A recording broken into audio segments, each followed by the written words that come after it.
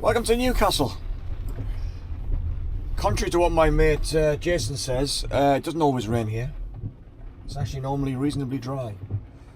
But I'm here because tonight, Matthew, I will be seeing Bruce Springsteen down in the in enemy territory, down in Sunderland at the Stadium of Light.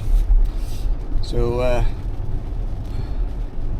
this is possibly my 40th gig of Springsteen, and I said earlier in 2023, or was it 22, that I'm done with Springsteen. And I've just, his creative stuff, you know, his creativity over the last number of years, the last 10 years has been a bit paltry. And I didn't like the idea that he was just doing more and more tours with these playing the greatest hits instead of showcasing his new album. So I wasn't that keen, but a friend of mine, Michael, took me to Hyde Park in London last year, and against my better judgment, but I went, and Springsteen was still great. He could still deliver. So this year came round, and Michael and I booked tickets for Cardiff, which we saw a couple of weeks ago, and I've decided to come north and take my eldest daughter to see Springsteen, because her and her sister's first ever gig was Springsteen in Coventry around 2012, 2014, something like that. So I'm picking Catherine up at the station at around midday. So I'm heading into Newcastle now to do a bit of record shopping, of course. So I'll report on the gig a little bit later, but we're saying that I'm doing another live stream with the French Vinyl Addict on Saturday 2 p.m. UK time, and I'm going to be joined by Brian the Embryonic Robot from Canada and Ben Rankins from all the way down under. So poor Ben's pulled the short straw. He's got the late shift, I've got the mid-afternoon shift, so I'm laughing. So that's this coming Saturday. So I'll report back maybe on the Springsteen gig a little bit later. Anyway, catch you soon. Bye bye.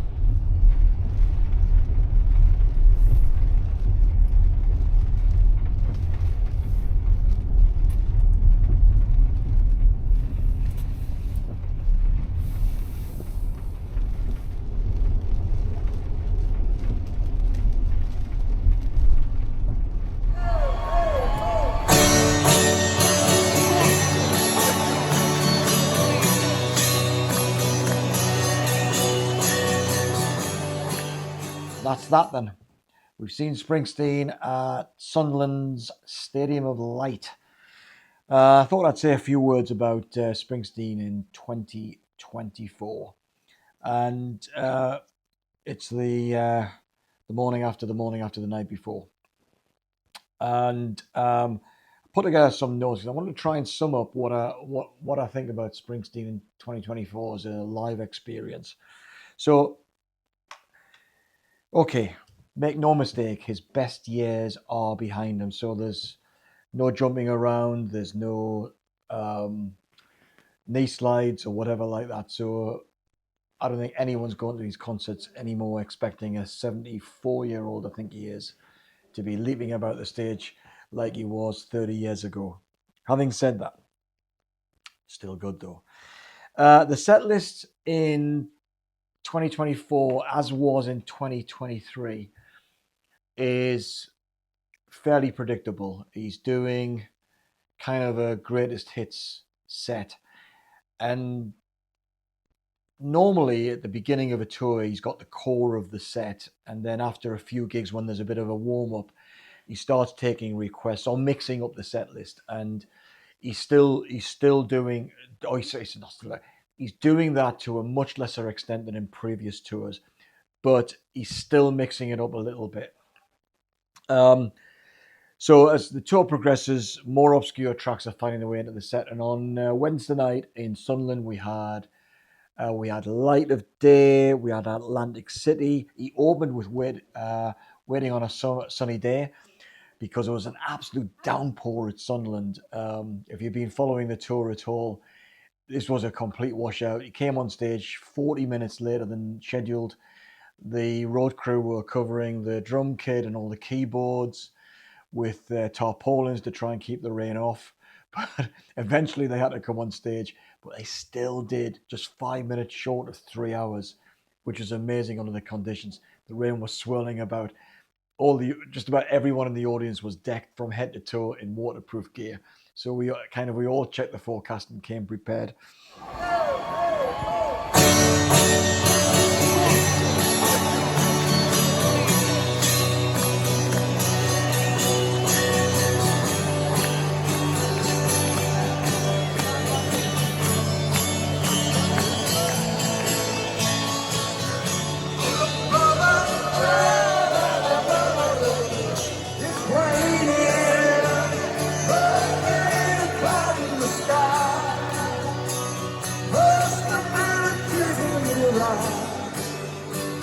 Everything will be okay.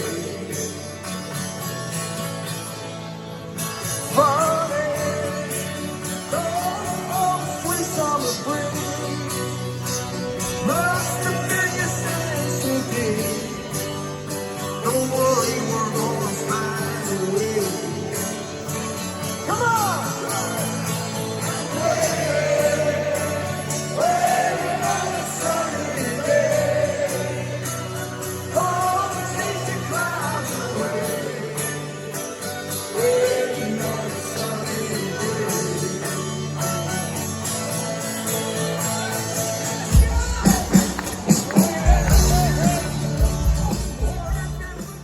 The between song banter that he has, if you've been following Springsteen for a long time, you know that he used to tell these great stories. And I'm sure if you saw multiple gigs on those, 1978, 1981, 1985 tours, there would have been a lot of repeating of the same story. But I think he used to mix it up a little bit more.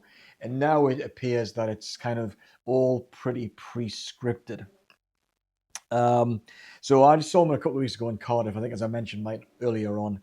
And he's kind of saying the same things, but that's okay. His voice is in great shape for his age. Normally, early in the tour, his voice is a bit rusty. Maybe the whole band's a bit rusty, but it's the voice you notice because, you can play. If a guitarist misses a couple of notes, or Roy Bittan on the keyboard hits a few bum notes on the piano, as I say, you can get away with that. But the voice is pretty hard to mask, and his voice normally gets better. Now in Cardiff 2 weeks ago, his voice was very strong. So I've been touring for a little while. For a guy for his age, very, very impressive. But in Sunderland, I think he had a cold. And you could tell on the video screens, which the video screens are magnificent, by the way, 4K standard, it's absolutely brilliant. But you could see his nose running when he was singing, and it wasn't the rain. And his voice, he was losing his voice. As the set went on, he was losing his voice. And it almost became kind of funny that his voice was going, particularly on the loud songs, when things calmed down and he could kind of just probably breathe a little bit better. He could hold the tune, but man, he was really struggling. And not only that, because he was struggling on those kind of loud vocals, he was singing almost behind the beat. He was struggling to get the words out. Now listen, when all this steel and my stories, when they drift away to rust, and when all our youth and beauty has been given to the dust, and the game has been decided, and you're just burning down the clock, and all our little victories and glories have turned into parking lots. Oh, and your best hopes and desires are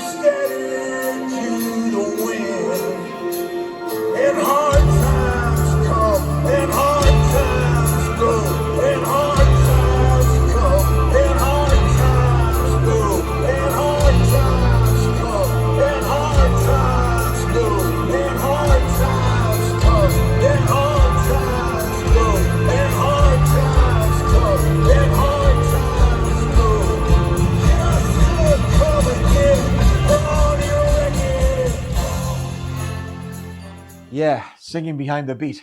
But I've had to do a cut there because the SD card on my camera ran out. So I had to delete some files.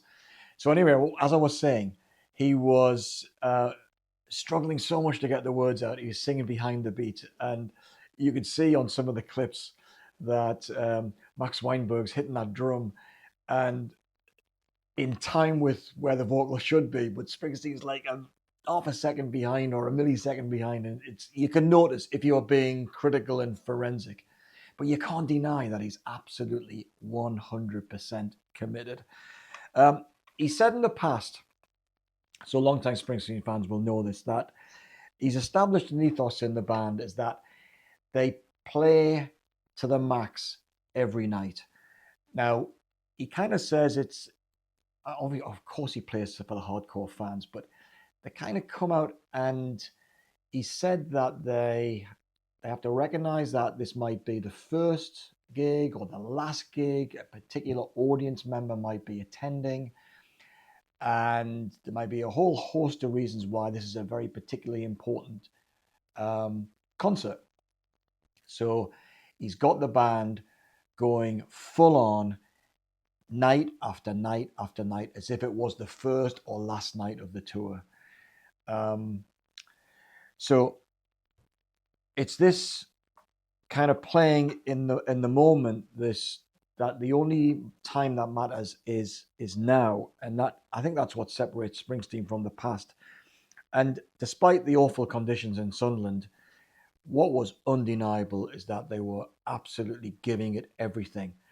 I think not least because I think they realized that the crowd was drenched, or it'd be, or having to endure those conditions because it was cool as well, is that they had to kind of reach into the audience to try and energize the audience so that the band could play off an energized audience. There are a lot of bands that put on a great show. And I'm thinking, just one example, it could be any number. Like U2 put on a great show, and some of their songs really resonate emotionally with people.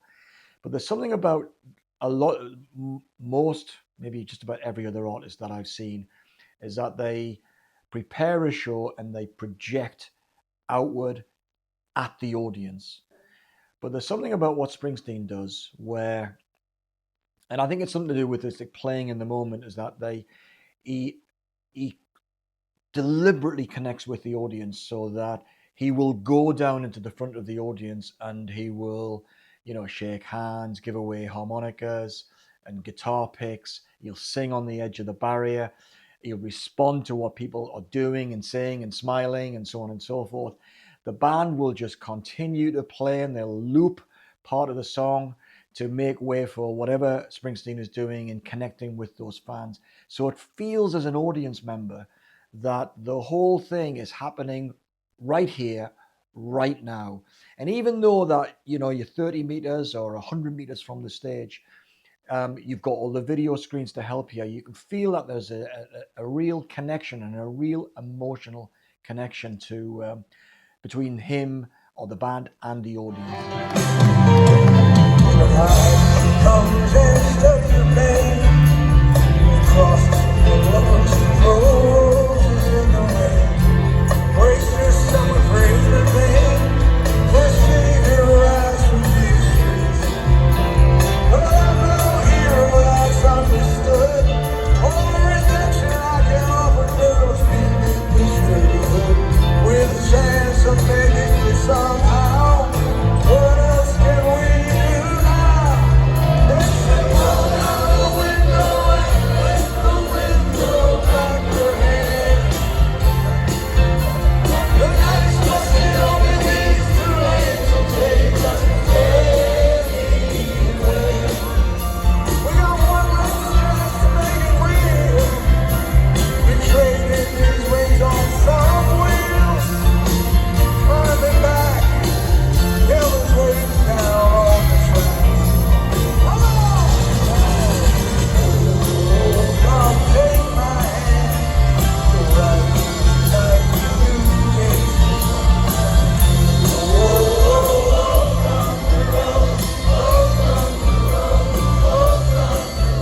What else have I said? Just didn't think, Yeah.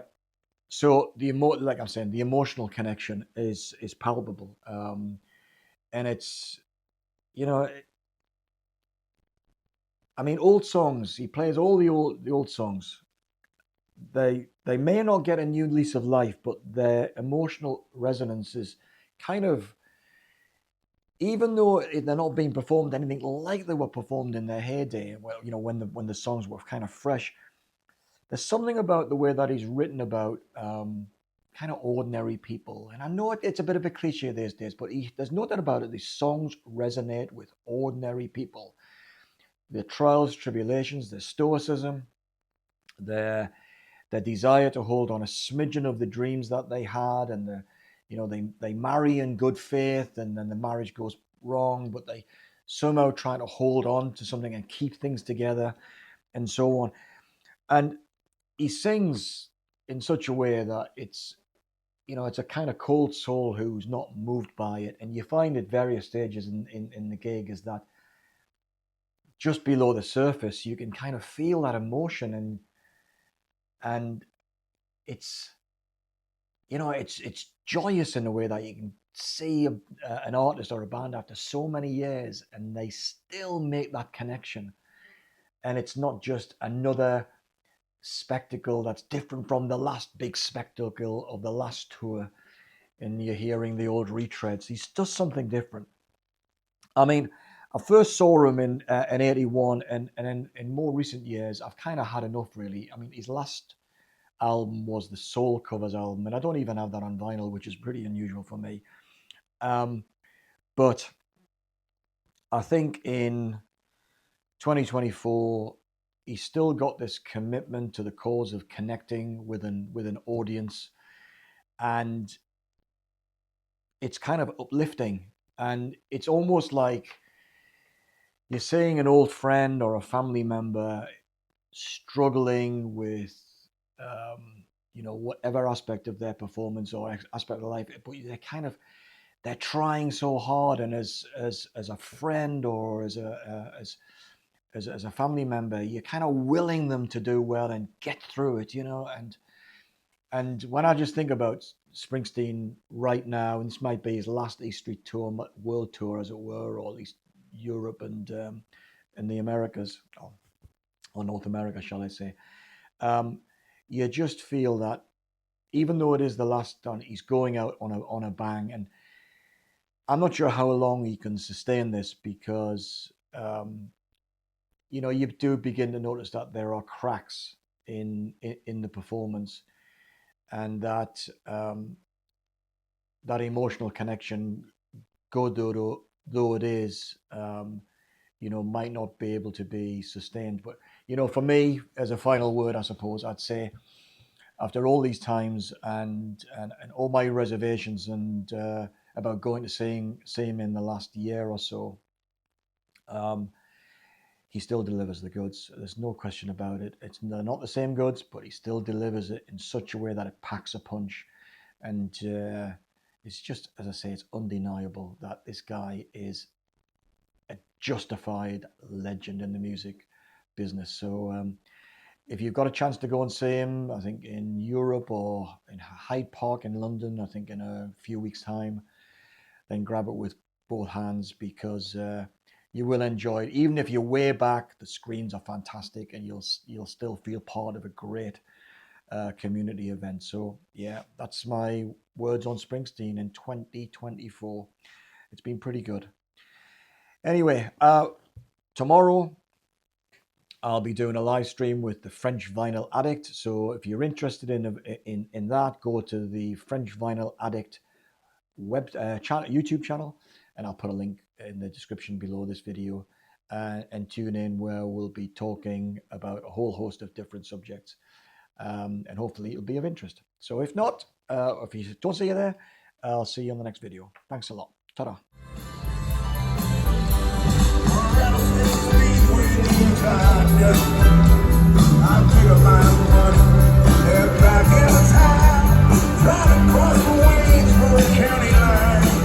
I got the reins to walk, and I'm just doing time. Don't get in the dance garage, driving all night.